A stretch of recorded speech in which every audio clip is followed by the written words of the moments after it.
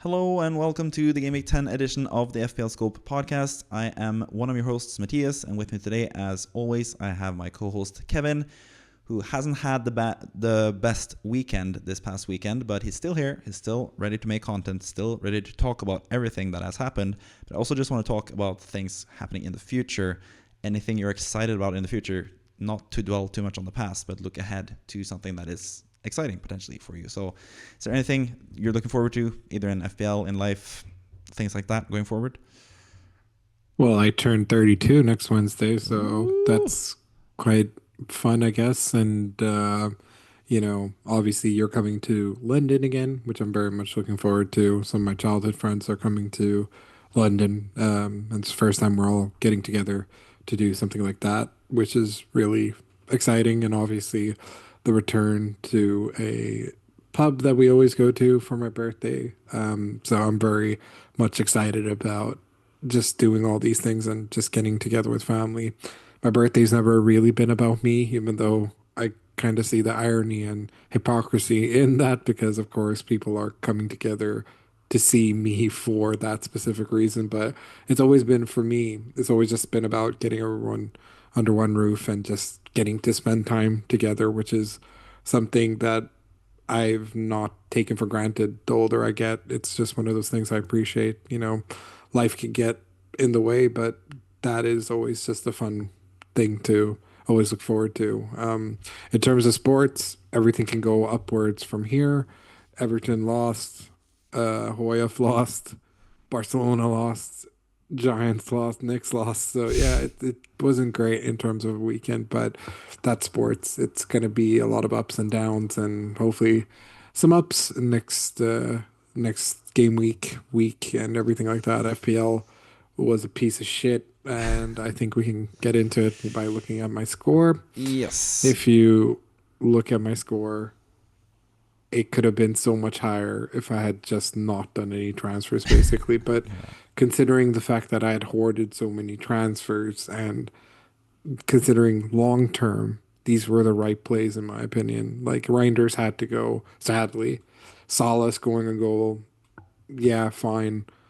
But considering the fact that he had done nothing for so long and I kept him for so long, I'm not too fussed. Saka, a bit unfortunate that he didn't get more.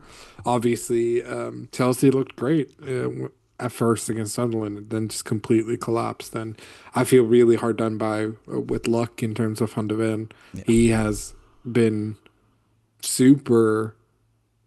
To be fair to him, he's been super unlucky in the last couple of weeks not to get more because he does get to set pieces. But my God, the one time Everton concede from set pieces, they do it twice to the same fucking player. So super frustrating, of course. And, it probably would have saved my score quite a bit if I just kept him. But Yeah. how was I supposed to know this? And considering Spurs' upcoming fixtures and stuff, like, it's not looking great anyways. Like, he's going to get this 23-point haul and then average 2 for the next, 6 weeks. And I'm hoping so because he's playing up against a bunch of players that I own. So, yeah, really hard done by. But at the same time, it was a weird week. I feel like the average was quite low, Yeah. all things considered. So I can't be too fussed. I'm super glad I had Senesi and Petrovic for the double up. One of the few times that double up of those two works. Calafiori, as always, very sound. Semenyo, I guess, fallen off a little. Saka didn't really do much. Enzo was a bit unlucky not to. I think he came close to an assist in the game. Yeah. Dewsbury Hall had an assist taken away because of the Illiman and Jai thing. Gyökeres just being Gyökeres, I guess. I don't remember. I don't think I've seen actually the Haaland offside situation. Yeah, What exactly happened there? Marmoush was If you, slightly I mean, offside. if it was clear cut offside, then whatever. I mean, it would have been easy points for all of us who captained him. But well, Pedro, I would say, yeah. I don't know what to say. I was happy to have him the weeks that I've had him because he's always looked explosive, but the end result has been dog shit. So he is, and now with Liam Delap, 100% going to miss the game against Spurs. Yeah. I still don't think that's enough to ward me to keep him. I'm done with him, honestly. I Okay. think, Fair. the fact that he's not even on penalties, he looks like he could easily get benched by Delap and be rotated in and out of the team. I'd rather go with Mateta, who I know is going to start every single game going forward for Crystal Palace and is around the same price point. Not that I don't have money to spend, Yeah. because obviously, due to all the transfers that I've made, I do have money to spend here and there, which includes potentially looking at. I considered Embuemo, but at the same time, I'm like, I don't know which Man United we're getting, but apparently we're getting a bit of a consistent one because Yeah. that guy is going to lose all his clout once they win 5 games in a row. So, what was his name? United United Strand. Strand. Yeah. Yeah. He's about to lose so much if they actually end up doing it because his whole gimmick is them losing all the time. He's So, won already though. Like uh, he has. He's kind of set for life. Like not set for life, but like he's gained a lot of no. traction already. What I mean is just, I, I think to keep him relevant, they have to lose that fourth game. Like in the fifth game, they got to lose for it to continue It's gonna be again. interesting. Uh, yeah, I'll be quite curious. But yeah, rest of the team, dog shit. It was just a weird week. I think a lot of teams didn't perform as they should have. Yeah. The ones that did were the ones that got me points, and that was Arsenal and Bournemouth defense. Bournemouth, defensively speaking, because attacking wise, they all flopped. I mean, it was what? I mean, to be fair, Gabriel should have gone to assist. I don't understand why they gave it to Declan Rice of all I mean, he didn't players. touch it, so that's why he didn't get it. Did he not actually touch it? No, it looked like it at first, but he didn't actually. Like if you look at the Okay, video. fair enough. But of course, it was written in the fucking star says it would score against his former club, Yeah. and he didn't actually do that much of a muted celebration. I don't care what people say. He Yeah. started doing like signs and, This and like all that. this type of shit. Like Yeah. he celebrated. Yeah. But So I this think he wouldn't have if it was at Sellers Park. I think then he would have actually just done maybe. this thing and just walked off. I don't think he would have done it.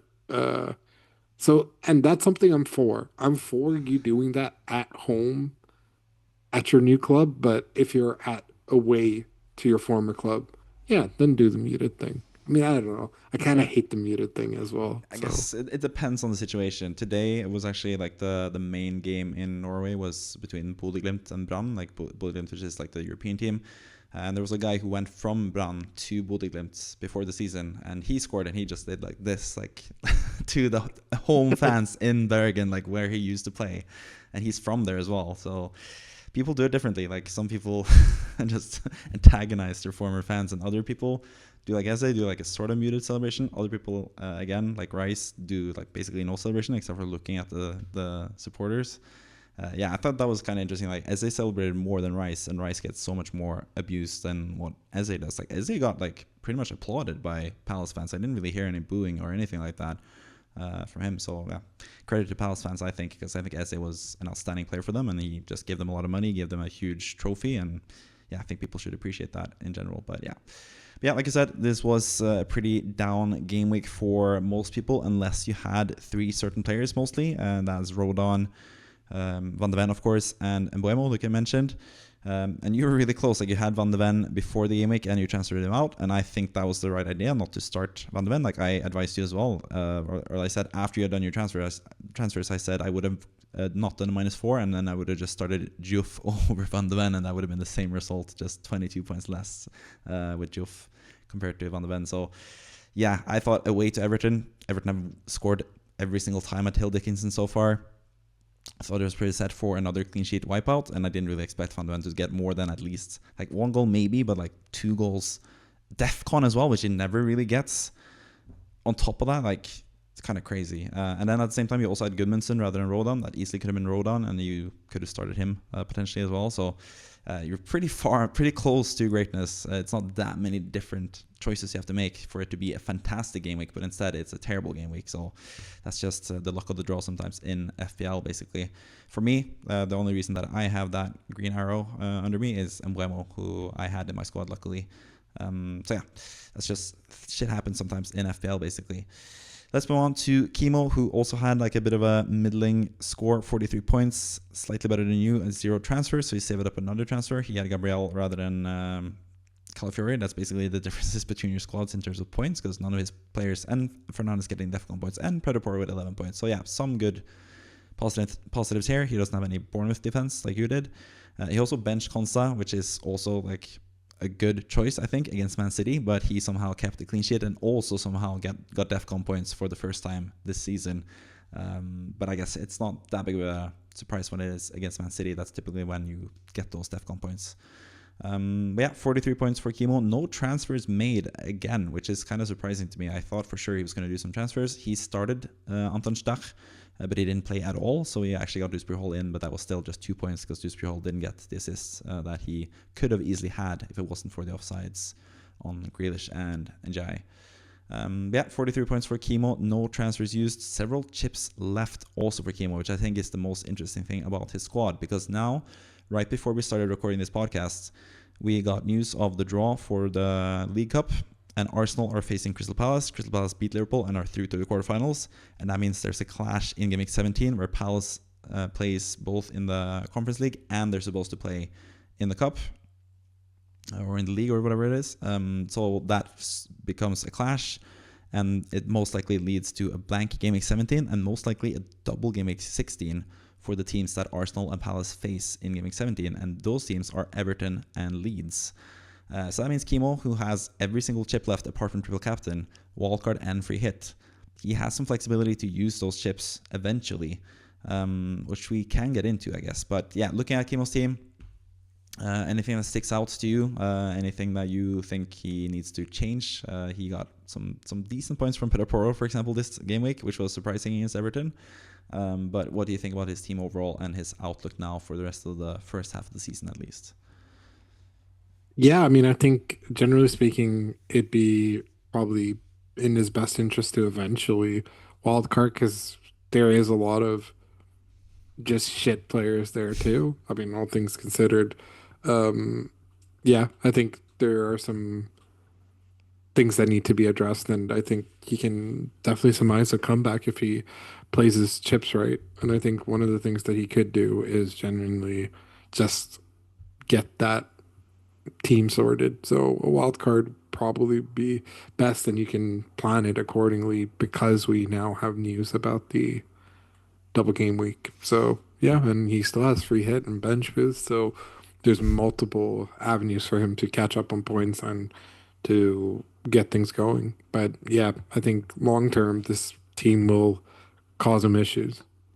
Yeah, that's the thing as well. Like, he has 3 transfers now saved up in the bank, basically, and he's also going to get, or we're all going to get 5 free transfers in Game Week 16, which might be that double game week. It's still not confirmed that it's a double game week, but it's looking likely that it's going to be at least a blank Game Week 17, and then we'll see if it gets fit into Game Week 16, which is what the fixture gurus are expecting now. So you get 5 extra transfers in Game Week 16, which is the game week that is going to be the double game week potentially. So that means also you have to use your free transfers before Game Week 5. So the 3 transfers he has saved up now, he needs to use by Game Week 15. Otherwise, he'll just lose them, basically. He'll be topped up to 5 transfers. So even if he has 3 transfers in Game Week 15, he'll get topped up to 5 transfers, which is what we'll also get, even if we are on 1 transfer. So he'll have to use those transfers that he has saved up anyways before those extra transfers. So I think for me, I think he probably should just try to fit in a good squad for Game Week 16 and then try to wildcard in Game Week 17. I think that would still be the best way to do it for Kimo, but we can get into that more in later game weeks as well, of course. But yeah, 43 points for Kimo. Not the best game week, but we are going to look at someone who had one of the best game weeks, and that is the manager of the week. And this time, the manager of the week is Nguyen Ha. not quite sure if I pronounced that correctly, but it's one of the more common names in Vietnam, which is where this manager is from. 82 points in total, mostly boosted by Van de Ven, of course. 23 points. Truffert in defense rather than Senesi with 10 points, twice as many points as Senesi with Defcon points, I think, on top of everything. And Buemo with 15 points, of course, as well. Eze with 11 points. And Timber also helping with 6 points on top of that. A bit unlucky with Voltemade, who was really close to scoring. Also like a bit of a differential player. But yeah, can't have everything. Also on the bench, Petrovic, who you started, but this manager had Pope in goal with 3 points. So 82 points in total. The team is looking pretty good. Only one chip used already, and that's Wildcard in Gameweek 2, which is kind of interesting. Triple captain, free hit, and bench boost left. And again, like the chips remaining will be like a thing to think about now with all the news about the potential double and blank game weeks. So I'm definitely going to make a video about that next game week. But yeah, looking at this team as well, compared to Kimo's team, for example, how do you think this team is looking? Isak, obviously, on the bench, got auto-subbed off for Kudus. 2 Spurs players who don't have the best fixtures. Caicedo brought in for Reinders is the transfer. Yeah, I guess you could have some question marks about the transfer as well, but yeah. Anyways, like, what do you think about this squad in general and the way forward for Nguyen Ha? Yeah, I think some interesting differentials, especially with as a very storyline to have him for that game, and I think as he will grow into becoming like an essential starter for Arsenal. So I think pretty interesting pick there. And Buemo, well done. He's clearly Man United's 1A at this point. He has just looked phenomenal, and yeah, maybe had a bit of luck with him in the goals and stuff, but nevertheless has been really good. Walter Meta, I was one of the people before his like big run of games who said, yeah, he might be a good shout.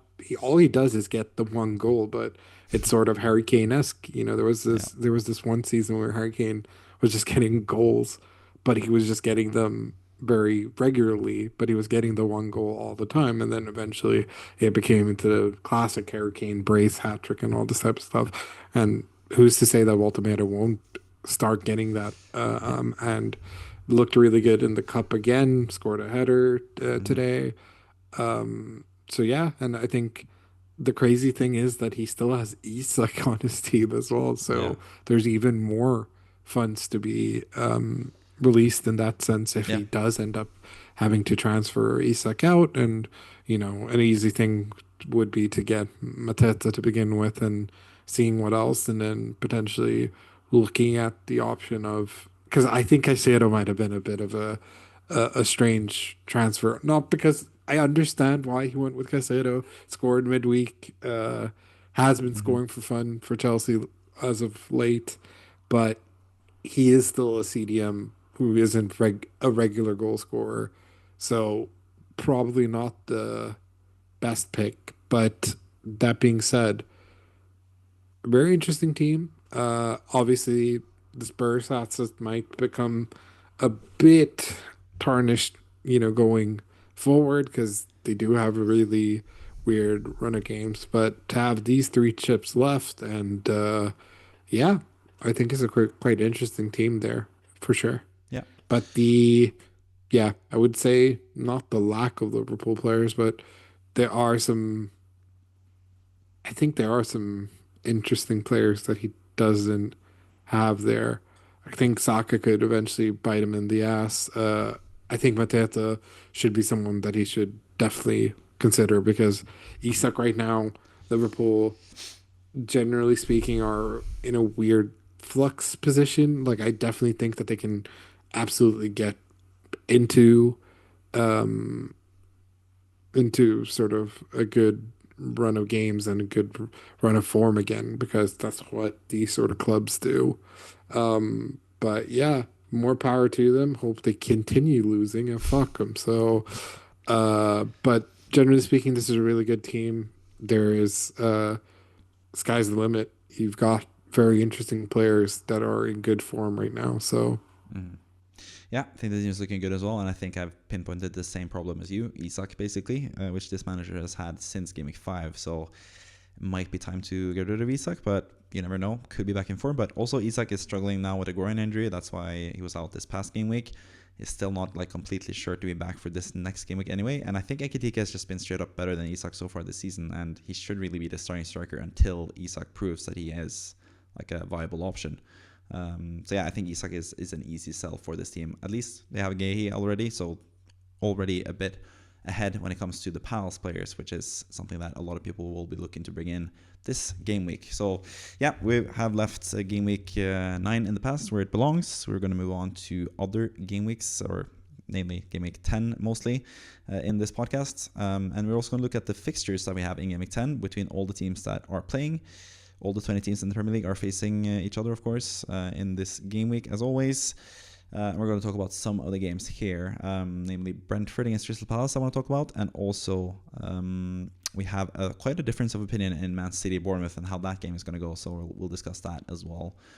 Brighton against Leeds, we both have the same result, however, 2-1 for Brighton. I think it seems like a decent thing where Brighton are like, they just pick up 3 points here and there, and I think this is a good time to do it against the Leeds team that have looked pretty good but beatable still. Burnley against Arsenal, we have both 3 goals for Arsenal. I have 0 goals conceded for Arsenal. You have 1 goal conceded for Arsenal against Burnley. Interesting. Then we have Crystal Palace against Brentford, which I think is an interesting game for many reasons. Palace is like the team to target currently. A lot of people are bringing in the likes of Munoz, Sarr, and Mateta especially. And I'm like starting to wonder a little bit if it's like vital to bring in those guys now for the Brentford game, because Brentford are looking quite a lot better now. Like they've been on the improvement path this whole season basically, and now culminating with a win against Liverpool. So, but still, I have predicted 3-2 win for Palace, which means a lot of goals, which is good for basically all those 3 players. Munoz is super attacking. He could easily get a goal or an assist. He got another assist now in the League Cup. Sarr scored twice in the League Cup. Mateta came on. I don't think he scored, but he is also someone that is lethal and could score a lot of goals. So I still think they are good assets, but I'm not so sure. Like maybe Brentford could actually pull off a win here. Like they have been really good lately. Not as good away from home. They did beat West Ham away from home last time, but it's West Ham, so it doesn't really prove much. So I'm wondering, like, what do you see from Brentford currently, and do you think like they have any shot of basically beating or drawing against Palace in this game? I think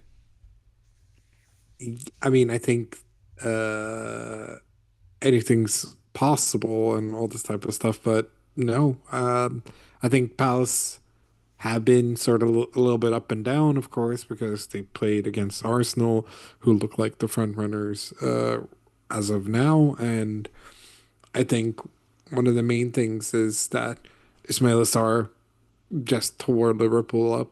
Yeremy Pino just scored. And I just think that Palace are just one of those teams that when they face the right team at the right time, they'll be destroying them. So unfortunately, yes, Brentford are going in with some hoopla after beating Liverpool, but I think it would have been a different game if they were at home. I think away is just going to be just a little bit too much for them to handle, and I think yeah, sadly, I think Crystal Palace are going to beat them, and but do I see Igor Thiago goal? Yeah, potentially. But I just think that Palace are gonna try and get their sort of season back on track, and losing to Arsenal, there's no shame in that, to be honest. Yeah, I think that's fair. I think both teams are looking quite good currently, so I'm going to be really interested to see how that game ends up going, basically. Fulham against Wolves, I have a 1-1 draw there. Fulham against Wolves. Wolves have been getting, last time they lost, but they just keep conceding super late in games. That has taken away 2 wins against Spurs and Brighton. They're still looking for their first win of the season, and they lost now against Burnley when they played at home against Burnley, which was such a must-win game, really. But yeah, I still have it 1-1. I think Fulham are also like a bit of a shaky team currently. They messed up twice. Calvin Bassey had a terrible game against Newcastle, messing up twice in that game. Bernd Leno's also had a pretty bad season. So I think Wolves could actually get some points here as well, or get a point at least. Yeah, Nottingham Forest against Man United, also a bit of an interesting game. Nottingham Forest have looked a lot more solid defensively. They did concede twice against Bournemouth, but one of them was like a freak corner Olympico goal from Tavernier, which Sels should have done so much better at, basically. He is one of the main reasons that they have struggled this season, I think. He's been pretty bad.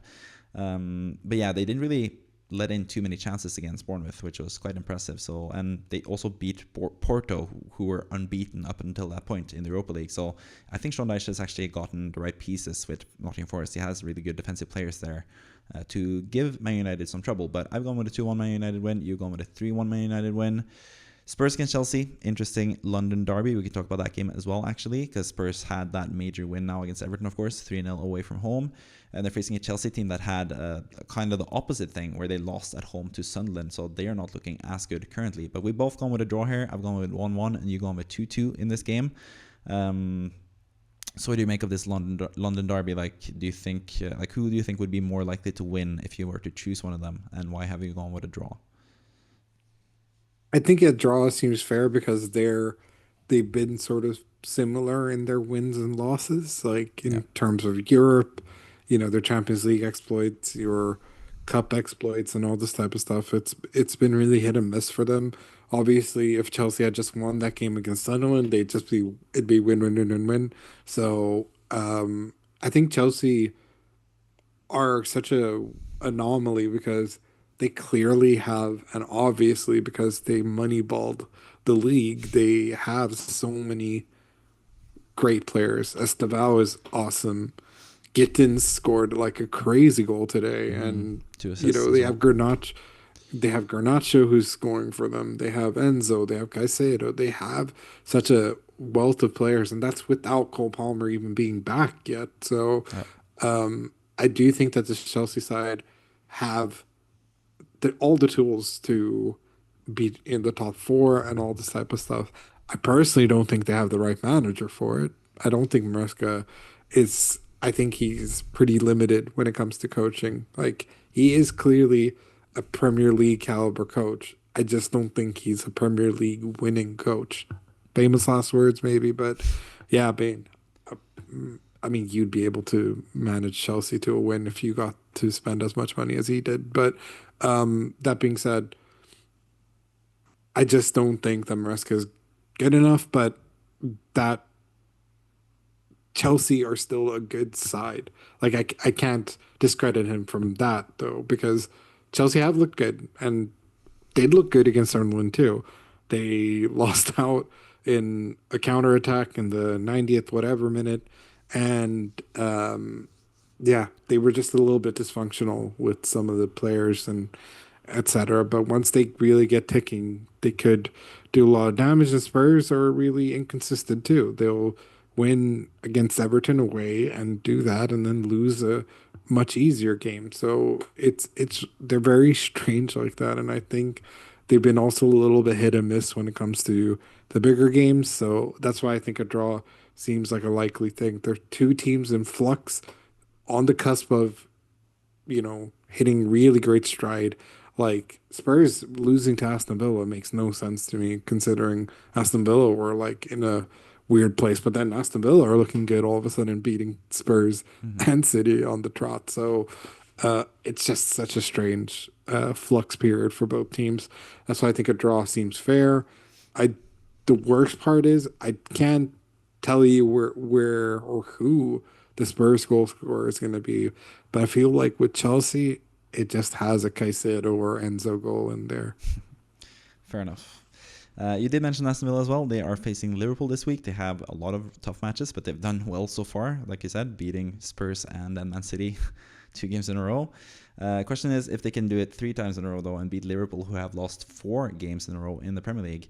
They started off the season with 5 wins. Now they've had 4 losses, and I'm expecting 3 draws now. So that's why I've gone with 1-1 against Aston Villa. You're going to 3-1 Liverpool win, which I could also see because they have a pretty good offensive side. Of course, still they are creating a lot of chances. They just have been conceding a lot, and yeah, have just been struggling in general lately with their identity. But now they are fully rested at least because they put out like a super weak team against Palace. So they will have a nice week of rest for this game. West Ham against Newcastle, I have no faith in West Ham, basically. I do think eventually it will be better, but I'm still thinking West Ham will go down, and Newcastle are just in really good form. So 3-0 Newcastle I gone with. You're going with 2-1 win here for Newcastle, so thanks for slight positive thoughts about West Ham, because yeah, I wouldn't take a loss, of course, but like I'm faring way worse than 2-1 loss in this game as a West Ham fan. Man City against Bournemouth, though, is the game that I want to talk about the most, because I have gone with a 1-1 draw here because I think Bournemouth have looked really good. I also think Areola just has a really good track record against the bigger teams. So I've gone with a 1-1 draw. I think Man City have been, they haven't been struggling, of course. They have been winning a lot of games, but I think the right opponents or the wrong opponents for them could give them some trouble, as we've seen several times this season with Aston Villa, Brighton and Spurs. These are teams that can make things difficult for the bigger sides, and I think Bournemouth with Areola have proven to be that type of side as well. But you have gone with a completely different result. You have gone with a 4-1 City win, which I could also see happening, of course. If City scored the first goal, this is what I always say, if City gets the first goal, all bets are off. They can win 5-0. If they don't, and the other team scores first, it could be a completely different game where they struggle and get a 1-1 draw. So it could just be the difference in our results, that I think Bournemouth will score the first goal and you think City will score the first goal, and that will dictate the rest of the game. But yeah, 4-1 you've gone for with City. So how do you assess this game? Do you think City will just completely strike back regardless, or do you think Bournemouth has a chance in this game? No, I think it's just one of the main things about City Bournemouth is, and of course, historic games don't play too much a factor, especially considering that Bournemouth now are not Bournemouth, X amount of years ago. Scott Parker. But for example, historically, their head to head is Bournemouth has one win against them ever, sort of thing. And that came actually last season, or it might have been. Yeah, it was during that Yeah, losing I think streak for City. Yeah. Yeah. And I just think that, especially with how the game went today for City, like, yeah, it's Swansea or whatever, but still, Marmoush scoring a crazy goal is exactly what they need, because they need Marmoush. They need Doku scoring, Cherki scored. All the players that you needed, that City need, bought in on all this other stuff. Like, long term, these are going to be the new David Silva's, the new, um, X player. And Marmoush is so good. I've been waiting for him to get his moment back into the starting 11, and this could easily be a game where we can see Marmoush, Doku, Cherki, Foden. There's so many options for City, more so than I do believe than Arsenal in that regard. I still believe that our City have a better squad than Arsenal, and I don't think it's that unfair to say, all things considered. Yeah. Defensively, fuck no. Like, defensively, they're still a bit of a shambles, but offensively, I still think that they have such a great squad there. And if the rotation gets right, like, even Cherki as a super, just to be able to say that you have Cherki as a super sub is crazy, or even Marmoush at this point. Yeah. So, and even Oscar Bob, like, he's much better than people give him credit for. And, he was super unlucky to get injured when he did, because he would have had a breakout season otherwise. So they have so many attacking options. I think they're starting to click a little bit.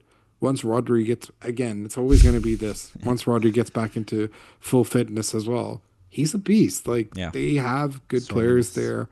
Of course, I'm not going to take away from Miarola and, his great work at Bournemouth. And if Semenyo, then he's going to be the one in 4-1. But he could also very much be the one in 1-1. So Yeah. it all depends. Bournemouth have been great. They've had Tavernier scoring now. Krupke Jr., is going nuts in Evan Nilsson, and to the point where Enes Unal's not even playing. So yeah, they do have good options there and good players. But if City really want to be amongst the top three, top four, they have to win this sort of match. And for whatever reason, because I trust Pep to always have a good season, because he's Pep Guardiola, he's a hero of mine, and etc. I still got to back him to course correct. And Yeah.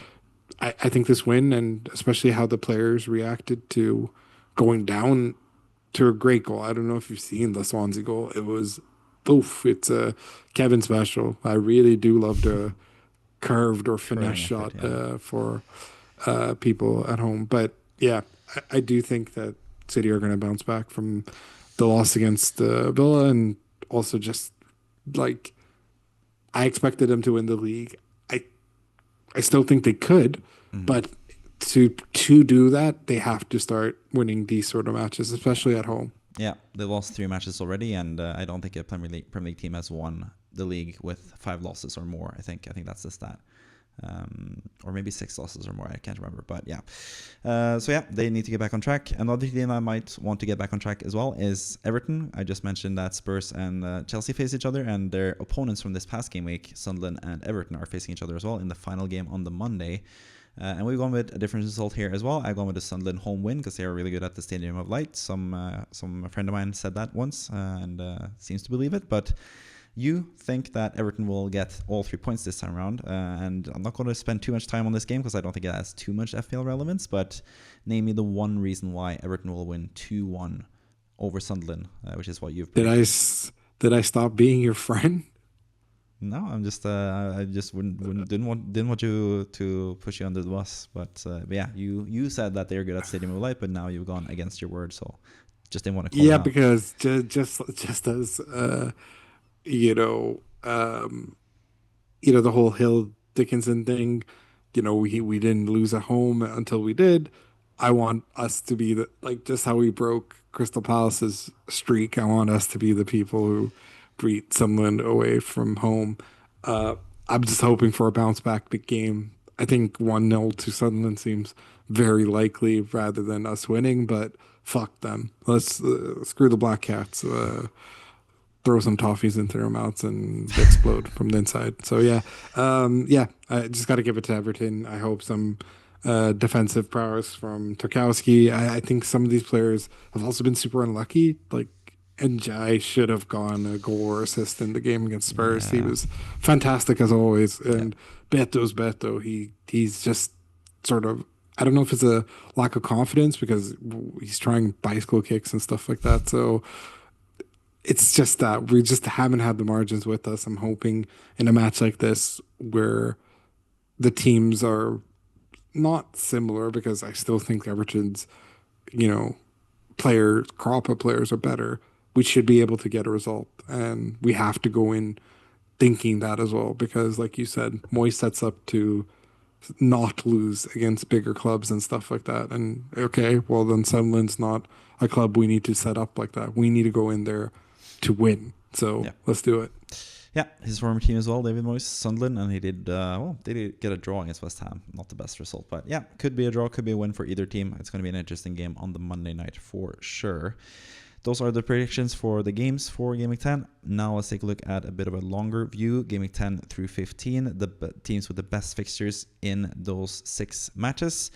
And of course, Crystal Palace is going to be the team of the hour, the team that we're going to talk about the most. We're going to talk about it a lot in the plans as well, so I'm going to skip it for this section of the podcast. We'll get into it, especially for your current plans, because you can go with either one of these assets. Who we did talk about in the past podcast as well. But I want to focus on both Brighton and Man United, the two other good teams, or the second and third best placed teams in this fixture ticker. Brighton have some nice, interesting assets. Defensively, some people are going with Van Hecke. I think he can do well. Offensively, it's more interesting with Minte or Welbeck, who are looking pretty good in general as well. While Man United have some really nice attacking firepower now. They have, of course, Bruno Fernandes, who's always like a guarantee for FPL points, even though he is a bit expensive. You also have Mbeumo and Cunha. Cunha getting his first goal. That might help him and turn him back into the beast that he was around this time last year when he scored goals every single week, it seemed like, for Wolves. Mbeumo has been fantastic, 15 points. Even Benjamin Sesko is looking pretty good. Like, his assist for Mbeumo was really good. I complained to you on text that he hadn't really provided the goods for Mbeumo up at that point, but then he turned around and did a really nice assist for Mbeumo, and he's looking pretty good as well as a striker option. So I'm wondering, like, from Brighton and Man United, are there any assets that you're currently looking at and that you're considering, and who would that be? Yeah, I mean, obviously, Mbeumo has been the sort of star man for Man United as of the last couple of game weeks. So, of course, he's someone I'd consider. I think Bruno's still a good shout and, just needs a penalty to get back on track. I think Cunha's, of course, a good shout as well. But at the price points and everything, it has to be Mbeumo. I think I always like Patrick Dorgu, but I don't know. It's Uh, just a bit too inconsistent with his playing time. Didn't start last game. In Yeah, and I think it's just there's just a little bit too much of an unknown commodity with all these other players and whether they're going to play because Amarim is just Amarim at the end of the day. But I think for Man United, the top three, I would say, is potentially, um, And Bemo. I'd say it'd be Abremo, Fernandez, Cunha in that order. Because I think those three will be getting regular play time and will be amongst the goods. And I'd say in that order because just Mbuemo's just in a really good spell right now, and Mm-hmm. he's looks like the sort of signing that they tried to get from Brentford, and he didn't get nerd lucked and all his power stolen, so all good to go. In terms of Brighton, that guy Welbs is Yeah, on playing fire. to the sort of um, expectations that people had in the beginning of the season. Yeah. And it's quite funny because he easily could have gone more points, like especially against Everton, where Yeah. he like misses a penalty, misses so many chances, Missed a did really huge terrible chance. decisions, and all this type of things. But he's in a really good spell right now, and they do have some. They have a crazy amount of home games in the next few games. Yeah. 4 of the 6. They are looking good, but they're Offensively? so inconsistent Yeah. because defensively they're shit. Please do not give Verbruggen. People are like, "Ooh, I need to get." No, you don't. No, you don't defensively need to get anyone. I'd say it's Welbeck, Minte, and throw in another midfielder of choice. Yeah, I think Ruter can still Yeah. deliver the goods at some point. I think obviously Matoma when he's fit and all this type of stuff, great player. So yeah, I would say it's amongst those sort of players, but I'd say Welbeck might be 1A, man. He might be he might be just that guy. Yeah, he is that guy. But yeah, it should also be noted that I think Minte is also going to AFCON, and Mbuemo is certainly doing that, and that is in Gameweek 17. So it is a bit of a short window to bring them in before you have to sell them again. But of course, you also get those extra AFCON transfers in Gameweek 16, so it's not as difficult to get rid of them at that point. So yeah, I kind of agree with you. I have Mbuemo myself, and I'm intending to keep him, especially for those Gameweek 14 and 15 fixtures where I'm probably looking to double up with a Fernandez, for example, and then go on to just have Fernandez when I sell Mbuemo for AFCON, basically. So those are my plans with Man United, especially. But yeah, I don't think we should take too much time looking at the fixture ticker because we are moving to the main team of the fixture ticker right now in your current plans, Crystal Palace. Because I didn't really ask you for your opinions when it comes to your transfers this week. You already mentioned some of your transfer plans potentially in the previous part of this podcast, the early part where we looked at your team. But for me, I think you have a nice entry point for all three main assets from Crystal Palace. Of course, you could do two of these because João Pedro and Mateta are kind of the same price. So you could do a -4 and bring in one of the other two players as well as Mateta. But yeah, I think you can go from Goodmanson or really like Juff or even Senesi. Like I wouldn't be too opposed to you selling either of those guys to bring in Munoz. But I think Goodmanson, because he's not really the ideal Leeds guy anyway, and I don't think Leeds have that good of a fixture going forward, or like they have like not the best fixtures. I think he's like a prime candidate to sell and just have more bench depth as well. Same goes for the midfield. I think you could sell like I think you should just keep Dewsbury Hall rather than keeping King because King didn't even start his past game week. Finally, he was on the bench. So I think King to Sar is also something you can do. Or you could just do the regular move that a lot of people are doing now, which is João Pedro to Mateta, which is something that you mentioned already that you were likely to do potentially. So looking at this, what are your feelings with the transfers? Could you potentially take a hit to bring in one of the other guys? You can't do both of them, or if that's the case, you would have to sell someone more expensive to get it. But yeah, what are your plans for this upcoming game week and the Palace players, I think, which is what the main priority would be for this game week? Yeah, I mean, I just look at my team and I just absolutely hate it. So, yeah, I think definitely Mateta and potentially Sar. I don't know. It'll be interesting to see how I move things around. But I think, yeah, I think Senesi and Petrovic double up is looking disastrous. And definitely, like, I hate both options that I have in goal. Yeah. But yeah, all things with everything in mind, Yeah, I would say I think your maybe defense Mate. needs work, honestly. That's why I have option one Munoz, because I think like he's just Yeah, a really good differential guy to have now. And your yeah, defense, Juve against Newcastle, not looking too good. James against Spurs, like you could start him, could be points. Calafiori, of course, you have to start against Burnley. But then Goodmanson against Brighton away and Senesi against Man City away are not the best players there either. I think your yeah. midfield is a bit stronger in that instance, because yes, Semenyo has a tough game, but he's someone that can score in those tough games. We saw him score 2 goals at Anfield, so we definitely start him. Yeah, for sure.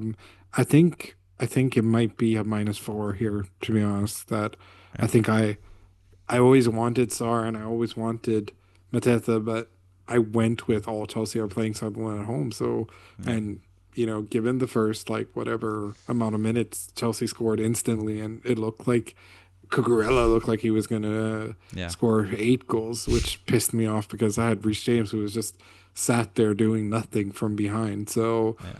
um, but that being said, I benched Reece James before against Spurs where he scored like an awesome free kick or whatever the hell he did. So, like, no, I'm not He's gonna gonna start for sure. Yeah, bench.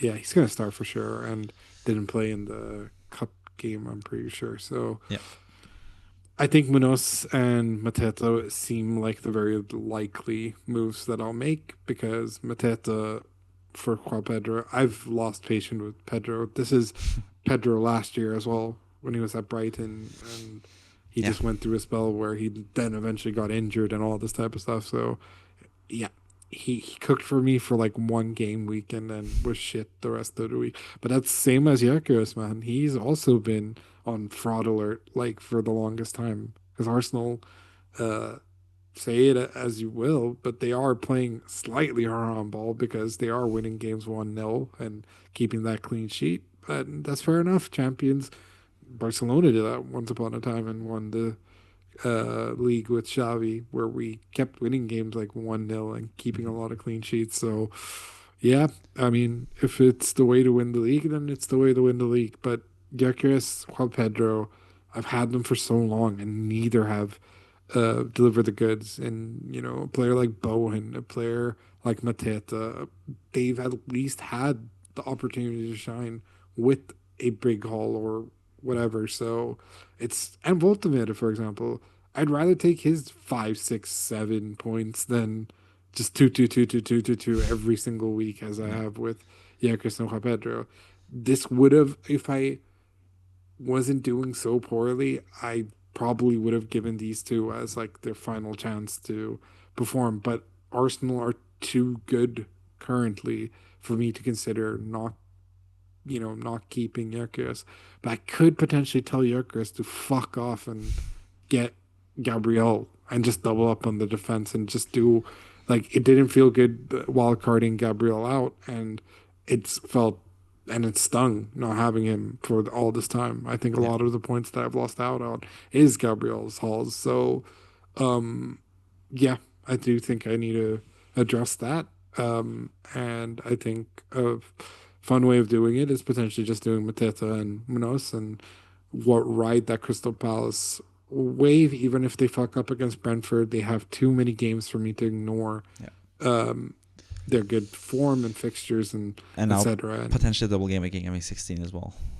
yeah, so yeah, so if I'm future proofing by bringing all these guys in, for sure. Yeah. I think Gyökeres for this game week, you should just keep him. Burnley is such a good fixture, Of so you can't really course. do it. But Spurs away is a really nice jumping off point for Joe Pedro. Should be mentioned with Chelsea guys. You have 3 Chelsea guys, and one of the reasons for that is the fact that they are facing Wolves and Burnley in game week 11 and 12, the 2 worst teams in the league, or next to West Ham at least, the two of the 3 worst teams in the league. But I think Joe Pedro has just proven time and time again that he can't really be trusted that much in those size of matches either. So yeah, I'm fine with him getting sold. I think Mateta is a nice buy for this game week. And I think also Munoz coming in defense would also make sense. So I think a -4 could be on the cards there, because I think it's like usually when I think about -4s, I think like, is the player I'm bringing in going to score on average 4 more points than the guy that he's replacing? And in this regard, like with Joff going to the bench, I would guess with Munoz coming in, I think Munoz has more than a good enough chance to average 4 points or more than Joff for this game week, because I think, yeah, Munoz is just so much more attacking in terms of scoring goals and even getting assists, playing for a better team, better clean sheet chance. I think the -4 is worth it, especially for future game weeks as well, as you want to use more transfers to change your team now. So yeah, I think -4 Mateta for Joe Pedro and Munoz for Goodmanson could be a good idea in this instance, and maybe get Sar at some point eventually, but we'll see.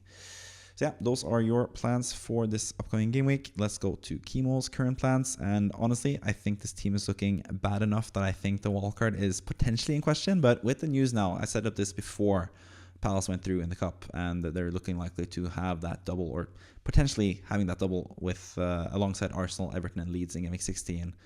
That could change a couple things for his plans. He has both free hit and wildcard left. Also 3 free transfers in the bank, so you could do multiple transfers, which is what I would otherwise suggest for this team. It's just a bit difficult to see what to do here. There's only one Arsenal or 2 Arsenal players, I guess.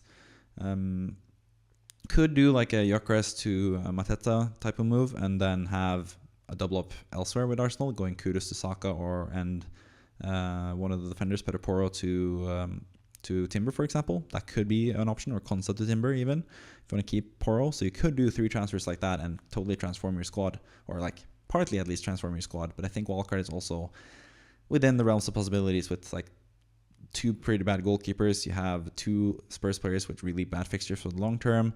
Reinildo, who hasn't really proven much so far this season. He does play now at least, but he is also like a card magnet and hasn't really been as good as the other defenders at Sunderland. Anton Stach doesn't even play anymore. Estev is also pretty bad. Burnley don't have the best fixtures. Konsa is a dead pick. Joe Pedro's not that good. Like, there's so many flaws with this team in general. So I think a wildcard is a viable strategy, but I think with the recent news, I might have changed my mind to go towards doing just like 3 free transfers, since Kimo has saved up transfers now for a while, and try to target more Arsenal players and more Crystal Palace players, basically. You could also do Stach to Sar, which is one of the options that I've listed here as well. So yeah, looking at Kimo's team, what do you think? Wildcard, no wildcard? Which 3 transfers in the case of using 3 transfers? Like, what are you looking at for Kimo's team in Game Week 10 and beyond? Yeah, I think Sar and I think Mateta could be very easy sort of fix. And then also fixing the defense. There's a plethora of players that he could potentially get in. And like, what's Stock's price, for example? What is the difference between Stock and 5, and SAR is 6 or 7 point 6 points, 6.7, 6.8. It's gone up that much. I don't know, 6.7. No, 6.5 actually still. So yeah, he's 6.5. So 1.5 between Stach and or 4.9 I think Stach now. So 1.6 I think between him and Sar. So at least 0.6 in the bank. Yeah. So I think there's definitely I think there's definitely some players that he could target in defense as well that could be there. I mean, how in love with Pedro Porro is he in that regards too? Because that's such an easy way to get some Timber. Yeah. And then eventually, I mean, I can't remember Konsa out. There's so many players I just would tell him just get rid of them, like sells. Jesus Christ. But but yeah, besides that, like if he could just stick with 3 transfers, I would say Sar. I would say Konsa or Pedro Porro. And I'd even say Juan Pedro. I think Mateta looks too good going forward. And Ketia got injured as well in the cup game now, so more minutes for Mateta even. Yeah. So yeah. I think, and now that we also know that Mateta is their penalty taker for sure. I mean, I guess it might have been always the case, but I felt like I needed to see that to know for sure. And yeah, I think Sar is also just going to be an interesting. I can't tell if he's going to be a differential or not, because I figure most people will go after him. Yeah. So, but yeah, this could be an easy way for him to get these players. He could even potentially, instead of Konsa to Timber, he does 3 transfers, and all 3 of them just be Munoz, Sar, and Mateta, and just future. Could do that, but Arsenal against Burnley, though, you do want to have 3 players from that team as well. You do until Burnley do the Turf Moor Scott Parker bicycle kick 1-0. So, do you? No, but in all seriousness, Yeah, of course, I agree, but at the same time, do we do we think that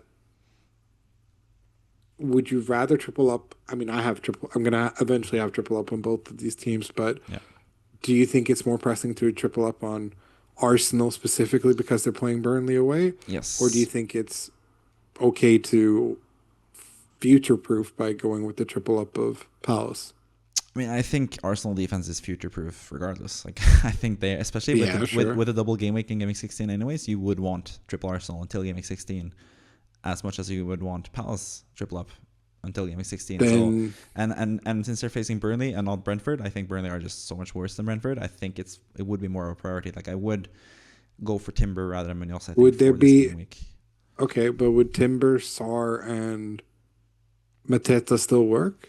It would, wouldn't it? For Poro, potentially Kudus then rather than Stach could be. And And Joao Pedro for Joe Mateta Pedro, is roughly the same price, right? roughly the same. I think Mateta might be a bit more expensive now because he's gone up in price. For But fuck's sake. not that much though. Like, it should be easily. Yes, Mateta 7.7 and Pedro 7.5. So there's 0.2 difference there. So that leaves it up to 2 million, and then Poro, who's 5.5, to Timber, who's like 6.1 now. That's another 0.6 difference. So you still have like enough, at least for Kudus to Sar potentially, or maybe even Stach to Sar. I haven't really tested it with Kimo squad, but he could do something like that. But yeah, that could be the case. Like, if you really want to keep Kudus rather than selling him rather than Stach, or however you you say that, I probably mixed it up there.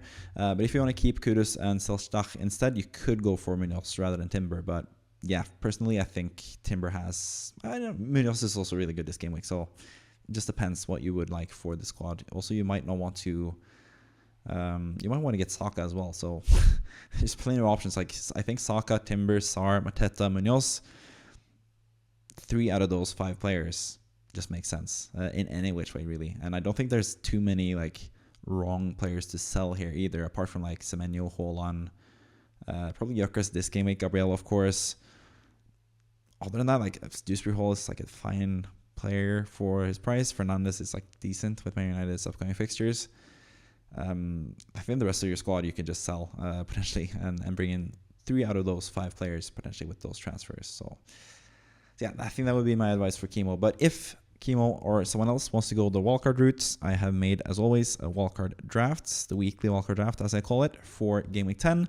And this is what I've ended up with. I got with a couple cheap players to just have on the bench. This is a typical Kevin squad with no bench, basically, or cheapest possible bench players with Mark Giu, Achampong, and Mukiele, like spending very little money off the cap.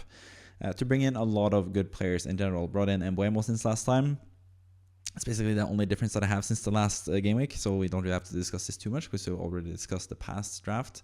And now, of course, it's even better because Palace have finished that Arsenal fixture and have those really nice fixture run, especially with the double game week potentially in game week 16 to top that off. So triple Arsenal, triple Palace, Semenyo, of course, who's there, triple Chelsea as well, but 2 of them are like just bench fodder guys in Achampong and Guyu. I still think Achampong has some really high upside if he starts playing more regularly, which I think he should actually compared to how he's played. So yeah, the team is pretty similar to last time. But yeah, anyone that you're looking for in this team, anyone that you would want to have, would you maybe downgrade a midfielder to have another striker rather than Guyu? Like, what are your thoughts about this wildcard draft for anyone that's looking to wildcard this game week?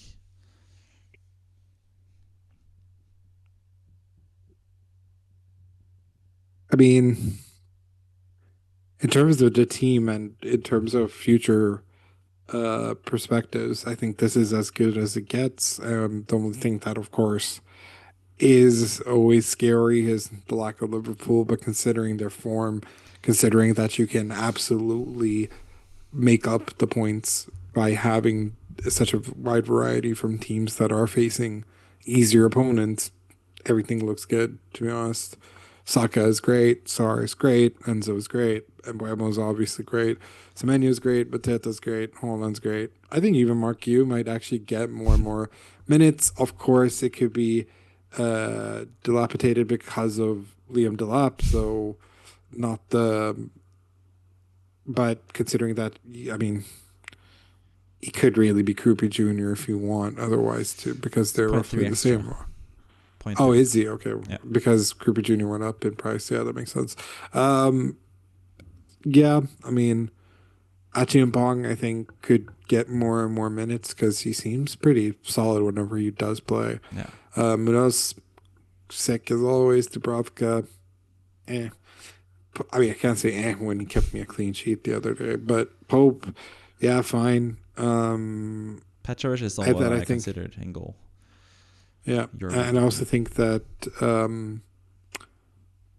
yeah, strikers have been sort of hit and miss as of late, but yeah, I think this is really good consistency. You know, you potentially have three penalty takers, maybe even four, if Mbuemo starts taking them away from Bruno, which I don't think will ever happen. But you know, Enzo Saka and Semenyo on pens, And Mateta Haaland. Mateta's on pens, Holland on pens. Then Gabriel, who's just a freak of nature and Yeah. playing how you expected him to play from the get go, and also just looking much better than Saliba as of late. My number Timber one is pick, just, Gabriel, this week. yeah, which is fair enough. Just get very annoyed when Burnley score a random ass goal because they are just pretty decent at home, and I think they'll give Arsenal a good go, but Arsenal will likely win 2-1, 3-1, 4-1 even. I'm hoping because I have Saka and Yeka, so Yeah. but other than that, I think the team looks great, and uh, I would wish my team was a bit similar to this. Yeah. I am deeply regretting getting Chelsea defense, but I still think that they'll come good. But I feel like Chelsea are, or this Chelsea defense that I currently have is on borrowed time because Yeah. they do have easy games, but then it becomes shit again. So I can't wait. I might even make James into Munoz and just be like, screw it. I hate Chelsea. I hate Chelsea. I hate my brother. Finally, you're on I, board. Fuck Chelsea. We've always said that on this podcast. yep, correct. But You can tell your brother that several times. I'll yes, tell he him went to to his sleep. face It's a when I got to baby. London. Yeah, his Sure. baby. But in all things considered, I'm getting really frustrated with my team. This looks good. Yeah. Yeah, I think that's fair. Thank you for that. And as always, if you want to check out all my reasonings for every single player and why they're in the squad, you can check out the weekly wildcard draft video on this very YouTube channel that you're watching right now. Or if you're listening to some kind of subscription service or whatever, check out my YouTube channel. But yeah, let's move on to the manager of the week, which is Nguyen Ha, which is difficult to pronounce. I'm not sure if I do it correctly, but still going to try. And if you also, you guys watching, want to be the manager of the week, you can join the FPL Scope Mini League with the league code FNPQ83. And if you get the highest score, like Nguyen Ha did, then you will be able to be featured on the podcast or in a video, depending on what week it is, basically. And this team is looking pretty good. And like we mentioned already, I think the plans are pretty simple. Isak is injured. I don't think he's like completely sure to be out, so I should potentially change like the red flag here because it might be able to play, but I still think like 60 minutes at most, probably 30 minutes if he's available to play, and most likely he's not available to play. So Isak to Mateta with the one free transfer available, getting some more funds, could do a -4 on top of that and bring in someone like Munoz, for example, or Sar in midfield. Could like immediately just rectify the Caicedo move and get Sar, but I think with Chelsea's two good fixtures against Burnley and Wolves, I think you can still keep Caicedo for a couple more game weeks and not do that immediately. But yeah, already has Gehi in the team already from Palace, and then Mateta would be a nice supplement to that, and already two Arsenal players, so could also go with a triple up on Arsenal in this team. That could also be another plan, because with Isak to Mateta, you could do Van de Ven to, which would be interesting after the 23-point game week, but could do Van de Ven or even potentially even Reinildo to Timber, or not Timber, Gabriel, if you have enough money. So yeah, maybe that's on the cards, doing my -4 and selling Van de Ven after the 23 points, getting both Gabriel and Mateta in for this game week. I think that would make sense. So yeah, looking at this team, any other ideas you think? And also captaincy, like that's also another thing that I wanted to discuss when it comes to other teams. Like if you have Gabriel, for example, people have brought him up as a potential captain's option. Is it just still stick with Haaland because he's facing it's Bournemouth? He has only one goal against Bournemouth. That should be said. But City usually score quite a lot of goals against Bournemouth. But is Haaland still the surefire captaincy pick, or is there potentially someone else that you would look at this game week? Arsenal, for example. Yeah, I think Arsenal options are good. I think Mateta could be a potential captaincy option as well, but I just don't think it's the right time to go against the grain. Yes, you could have done it last week and you would have been called a genius, but at the end of the day, they were facing an Aston Villa side who have been sort of getting back into good spirits and good form. But yeah, I'm not going to go against Haaland just simply because of his sort of bad record. He famously had a bad record against Everton and scored a brace. So not the worst record, but just not the crazy numbers that he normally puts up, like as if he's playing West Ham. Yeah, true. So I'm gonna go with Haaland.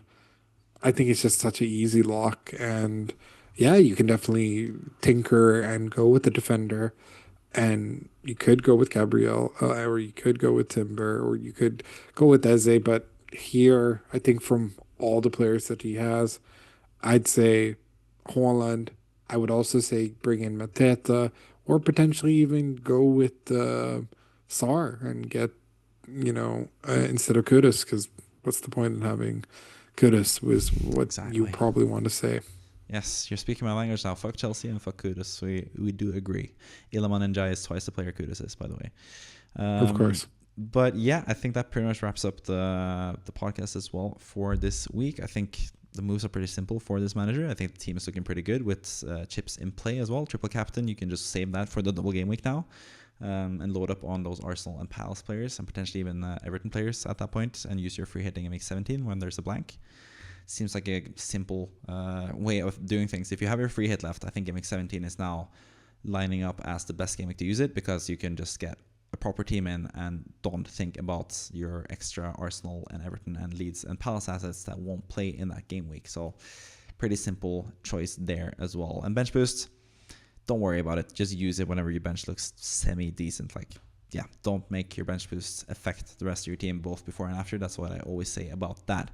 And also, what I also always say at the end of the podcast is that Kevin gets to have the last word. As always, that is a tradition around here on this podcast. So Kevin, take it away before we end this recording. Fuck Liverpool.